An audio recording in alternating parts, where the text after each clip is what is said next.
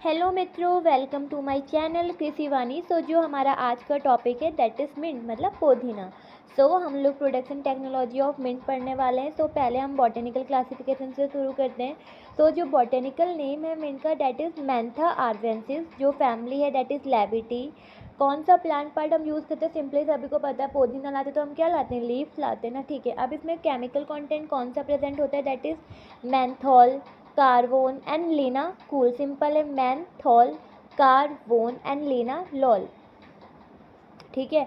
Then आता है कि हमारा जो ये मैंथा आर्वेंसिस है, इसकी कुछ 25 स्पीसीज है जिन्हें हम, ठीक है, 25 स्पीसीज हैं, लेकिन जो हम कमर्शियली ग्रोन करते हैं that is Japanese mint, peppermint, spearmint and Scotch mint and that last one is bergamot mint. अब हम बात करते हैं कि भाई क्लाइमेटिक रिक्वायरमेंट कैसे, मतलब मिंट को कैसी क्लाइमेटिक रिक्वायरमेंट की ज़रूरत पड़ती है।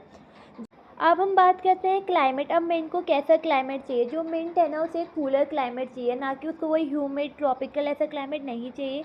उसको सिंपली एक ठंडा एनवायरनमेंट चाहिए। अगर हम विंटर में इसे ग्रोन करते हैं, डॉर्मेंट जो स्टेज है उसमें चले जाएगा, ठीक है। इसको एक ऐसा क्लाइमेट चाहिए जहाँ पे प्रॉपर सनशाइन हो एंड प्रॉपर रेनफॉल हो, सिंपली आप लिख सकते हो।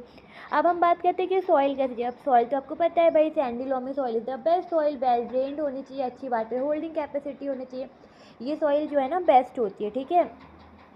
देन आता है कि वैरायटीज़, कौन कौन सी वैरायटीज़ हैं हमारी मिंट की। सीमैप जो कि लखनऊ में है, उसने जो है कुछ वैरायटीज़ जो है रिलीज़ कर रखी है मिंट की। अब सीमैप क्या है, central institute of medicinal aromatic plant जो कि लखनऊ में है, तो उसने कुछ वैरायटीज़ रिलीज़ की हैं जो कि मैं आपको बता रही हूँ, that is Himalaya hybrid, Shivalik, Kosi and Gomti. अब आता है कि फील्ड प्रिपरेशन हम लोग कैसे करते हैं। सिंपली 2 से 3 बार हमने प्लॉइंग कर दी, फिर उसके बाद प्लैंकिंग कर दी, सो डैट हमें एक अच्छी टिल्स मिल गई।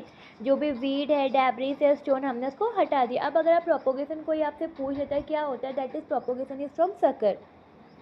अब सकर आपको पता होगा, जैसे कि जो आपका मेन प्लांट है, ठीक है, ये मेन प्लांट है, मान लीजिए आपका मिंट का ये मेन प्लांट है, तो उसके साइड में से ना सकर निकलते हैं छोटे छोटे, तो इन सकर को ही हम लोग यहाँ पे से मदर प्लांट से सेपरेट करेंगे और फिर हम लोग जो है इसको प्लांट कर देंगे। अगर मुझे 1 हेक्टेयर में मतलब कितने सकर्स की रिक्वायरमेंट होती है, दैट इज़ 500 kg, ठीक है, सिंपल है। अब आता है कि डेप्थ आपको कितने में मतलब प्लेस करना है, 5 से 7 centimetre. Spacing plant to plant that is 60 and row to row अगर मैं बात करूँ दैट इज़ 75 सेंटीमीटर। अब हम बात कर लेते हैं इरिगेशन की, ठीक है।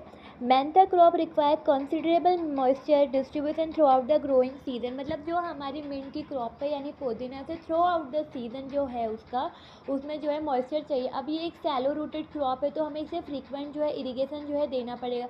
अब सॉइल पे भी ये बात डिपेंड, अगर आपकी देख लो कि लाइट सॉइल तो आपको फ्रीक्वेंट इरिगेशन देना पड़ेगा। अब समर के टाइम पे जो है ना आपको फ्रीक्वेंट इरिगेशन जो है देना पड़ेगा। अब आता है इसके बाद वीडिंग। सिंपली आप 2 से 3-4 बार जो है वीडिंग करो, ठीक है। अगर आप देख रहे हो कि बहुत ज़्यादा ग्रोथ हो गई है वीड का, तो आप कुछ केमिकल्स अप्लाइड कर सकते हो जो कि कॉस्ट इफेक्टिव भी हैं, जैसे कि ऑक्सीडियाजोन है, नैप्रोमाइड का आप यूज़ कर सकते हैं। देन आता है मैन्योर्स एंड फर्टिलाइज़र की। अगर मैं बात करूँ तो इसमें जो फार्म यार्ड मैन्योर है, आप 20 से 25 टन पर हेक्टेयर जो है डाल सकते हैं। अब मैं एनपीके की बात करूँ, at the time of planting जो हमारा नाइट्रोजन है वो 50 kg, फिर हमारा फॉस्फोरस 70 kg एंड देन आता है potassium that is 37 kg, simple है। लेकिन उसके बाद इसके अलावा भी आपको नाइट्रोजन अप्लाइड करने पड़ेंगे, वो भी 3 इक्वल स्प्लिट डोजेस में। पता है, पहला तो जब टॉप ड्रेसिंग के टाइम पे, जब एज अ टॉप ड्रेसिंग जब प्लांट की जो हाइट है 15 सेंटीमीटर तक हो जाएगी, एंड बाकी के जो 2 हैं, जैसी हार्वेस्टिंग हो गई, आपने एक कट ले लिया, मतलब एक बार आपने हार्वेस्टिंग कर लिया, आप दोबारा भी, तो अगर दूसरी और तीसरी जब आप हार्वेस्टिंग या फिर कटिंग करोगे तो भी आप अप्लाई करोगे। आप ऐसा क्यों कि भाई हार्वेस्टिंग के बाद भी आप डालो, ऐसा इसलिए सो डैट वेजिटेटिव ग्रोथ जो है इनहेंस हो, ठीक है। अब हम इसकी हार्वेस्टिंग कैसे करते हैं, वो मतलब हार्वेस्टिंग कैसे करते हैं, कितना टाइम पीरियड लगता है, हम उसकी बात करते हैं। हार्वेस्टिंग 3 से 4 महीने में जो है हमारी जो क्रॉप है वो रेडी हो जाती है। आफ्टर 2 मंथ हम सब्सिक्वेंट जो है कटिंग लेते रहेंगे। जो भी आपका ग्रोइंग पॉइंट है, आप उसको थोड़ा सा ऊपर से आपको जो है ना स्टेम को कट करना है, एंड आप जो है मिंट आप यूज़ कर सकते हो। हम लोग आपको पता होगा कौन सा डिस्टिलेशन मैथड हम यहाँ पे यूज़ करते हैं, दैट इज़ स्टीम डिस्टिलेशन, ठीक है। मैं बात कर लेती हूँ ईल्ड की। अगर मैं एवरेज ईल्ड की बात करूँ तो फर्स्ट ईयर में जो ईल्ड आती है दैट इज़ 25 से 30 kg, एंड जो सेकेंड ईयर में आती है दैट इज़ 20 से 25 kg in the second year. Thank you for watching my channel कृषि वाणी।